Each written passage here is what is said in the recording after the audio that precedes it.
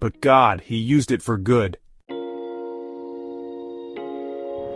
Life is full of trials, betrayals, and unexpected hardships. People may wrong you, circumstances may seem against you, and you may feel like all hope is lost. But God, when others intend harm, God can use it for good. What the enemy meant to destroy you, God can turn into a testimony. Joseph's story, what was meant for evil, God used for good. Joseph was betrayed by his brothers, thrown into a pit, sold into slavery, falsely accused and imprisoned. But God had a greater plan. You intended to harm me, but God intended it for good to accomplish what is now being done, the saving of many lives. Joseph's suffering positioned him for purpose. His pain became preparation for his promotion. He went from the pit to the palace, all because of God's plan. Even when others betray you, reject you, or try to stop you, God is still working behind the scenes. The enemy may try to steal your joy, your purpose, and your peace. He may attack your health, your finances, and your family, but he does not have the final say. God does. Romans chapter 8, verse 28. And we know that in all things God works for the good of those who love Him, who have been called according to His purpose.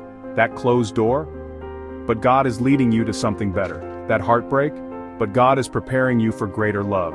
That betrayal? But God is strengthening you and protecting you from something unseen. Lesson: God can use even the worst situations to bring about something beautiful. Jesus, the ultimate but God moment. The crucifixion of Jesus looked like the greatest defeat in history. His enemies thought they had won, but God had a greater plan: resurrection and salvation for the world. Acts chapter 2 verses 23 to 24. You, with the help of wicked men, put him to death by nailing him to the cross, but God raised him from the dead, freeing him from the agony of death. The cross was meant for destruction, but God turned it into salvation. What looked like the end, but God made it a new beginning. Lesson: if God could turn the crucifixion into resurrection, imagine what He can do in your life. How to stand in your but God moment. Trust God's timing. Even when it doesn't make sense, He is working. Keep your faith strong. The enemy wants you to give up before the breakthrough. Declare God's promises over your life. Speak Romans chapter 8 verse 28, Genesis chapter 50 verse 20, and Acts chapter 2 verse 24. Worship through the storm. Praise God even before you see the victory. Lesson: no matter what happens, God is still in control.